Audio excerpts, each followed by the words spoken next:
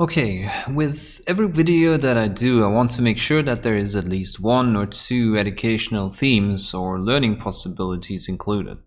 And I picked this part of what is obviously part of 20+ hour footage of painting to turn into a video because I think it shows how the way to apply paint changes a few times during the painting process, as we want to achieve certain outcomes and effects.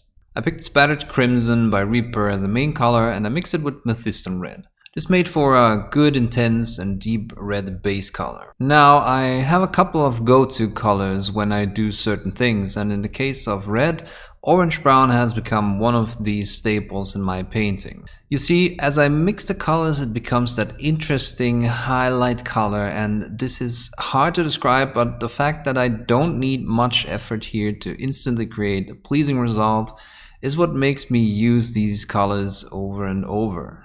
You see that there is a good one-pass coverage, but at the same time there is no hard transitions visible to the eye. I really don't know how to explain it better, but we get the impression of, yes, this is red being hit by light. And most important, there's no danger of the red turning too pink. But at the same time, we also don't have to be worried about everything reading as orange all of a sudden, like it would if you used the bright saturated orange. Don't get me wrong, some color variation in red looks great, but often red turns into that clown fiesta of orange, yellow and pink, and it's just not pleasing to look at. And it looks unrealistic and not credible. What you can see on the screen is that I'm focusing on this round, almost spherical volume here, and I'm bringing the brightness up as a whole while making sure the biggest strands of hair are still separated by darker red lines. I'm also highlighting the lower parts of the hair at this point because I had not decided on whether or not I wanted the black parts at the end. For where to highlight these flowing masses of hair, I typically pick areas that curve and I put the highlight on the apex of the curve. So I'm mostly establishing the light situation here and an opaque layer to work off of.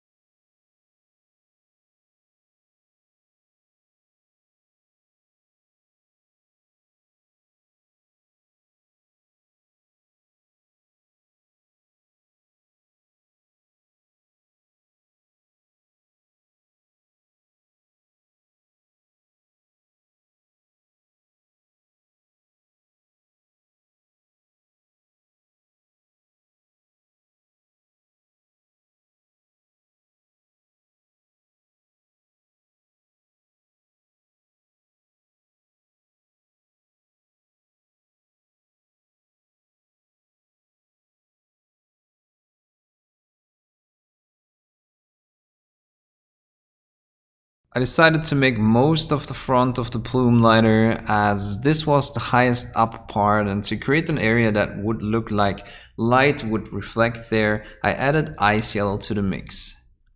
Now this turns the color slightly pink, but it's still more like a skin tone than pink. And you can see that in the context of the surrounding orange, this looks really good. Definitely like light reflecting, and it's not pure white, so it looks more natural.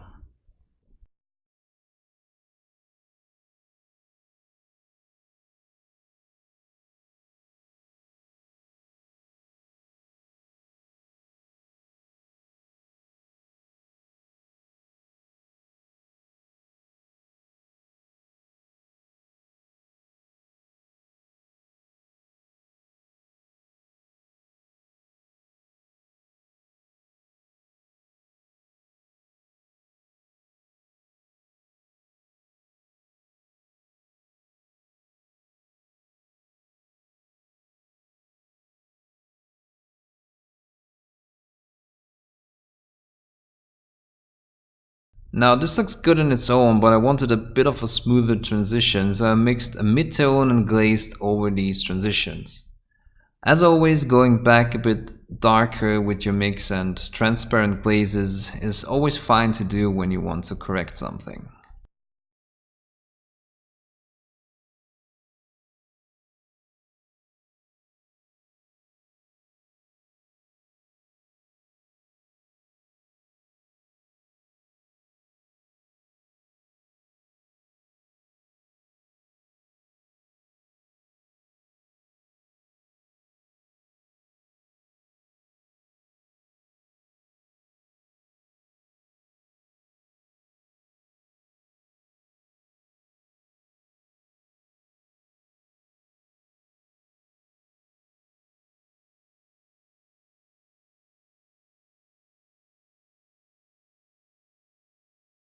Now it was time to work on the shadows and shades, and there's multiple ways to do that, but I wanted a fast approach that would still allow for smooth results. Inks and washes can be pretty messy, but at the same time can be very powerful to create color variations, increase intensity, smooth transitions, or to create shadows. So using washes, we need to make sure they stay in the areas we want them to go. If you want a transition, you will still cover all the areas, so the higher up parts also take on a bit of the pigment and the color shifts a bit. Just like it shifts in the darker area where there's more pigment pooling. But of course we don't want it to go as dark as in the shadows. So here I'm covering most of the area, but you can see I use the bristles of my brush to make sure the wash stays in the lower areas. You can see that I'm moving carefully from one section to the other. There's no big blob of paint on my brush like you would do if you wanted to just apply a quick wash and be done with it.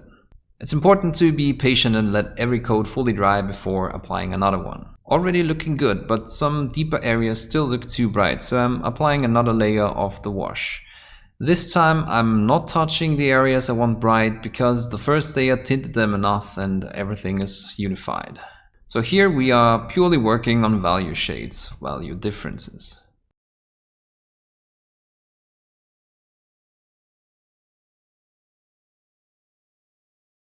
Now I'm focusing on the parts that need to be darker to separate the different elements. I'm basically doing dark lining now, and at the same time I'm intensifying the darkest shadows on the underside of the hair.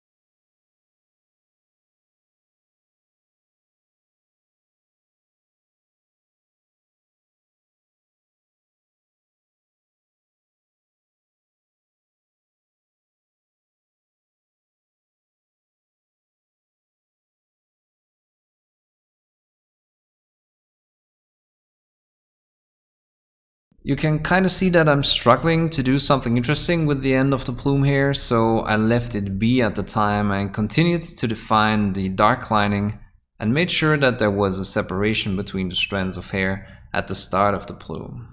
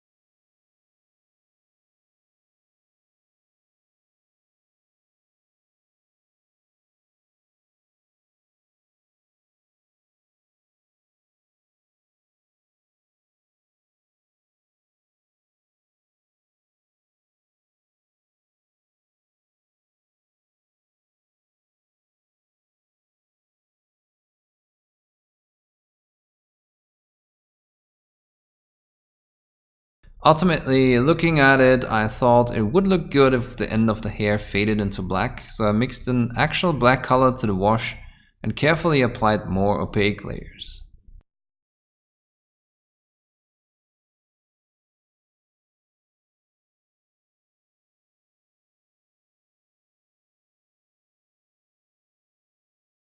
I was also using this consistency to intensify a few shadows here.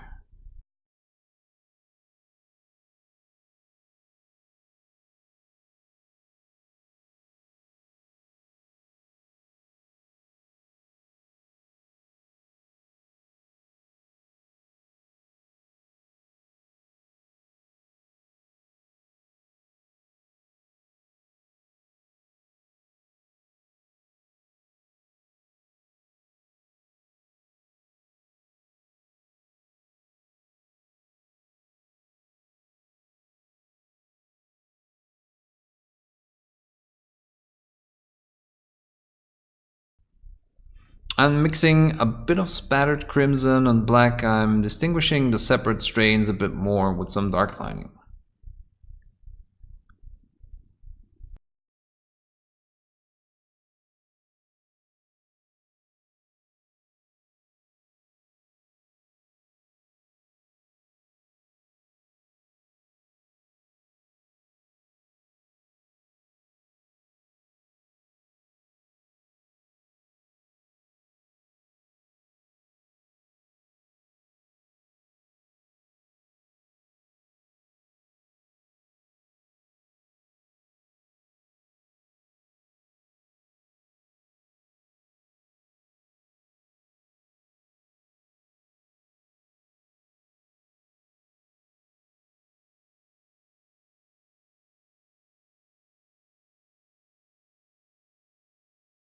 I intended to bring a bit of the midtones back where they got lost, so I was using pure spattered crimson and pronounced a few of the now really dark strands.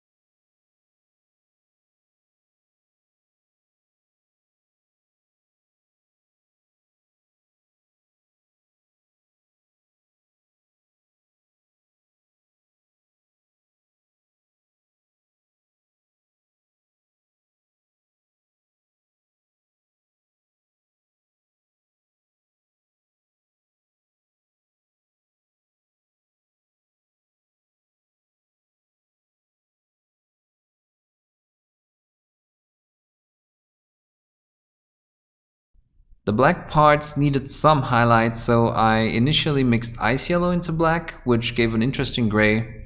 And I started really careful at the tips because I did not know how intense I wanted the highlights to be.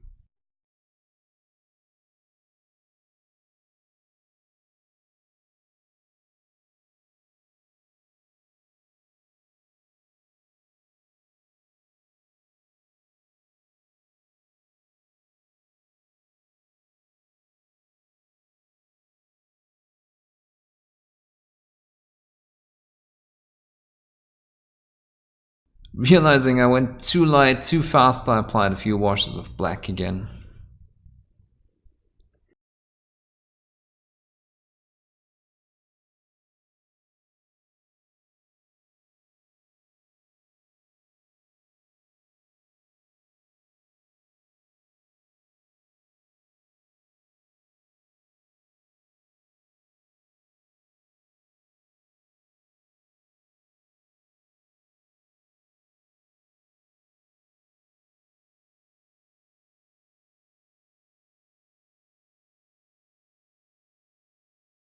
In the end, I added a cooler highlight color to contrast with the warm highlights on the red, carefully stippling it on to the strands.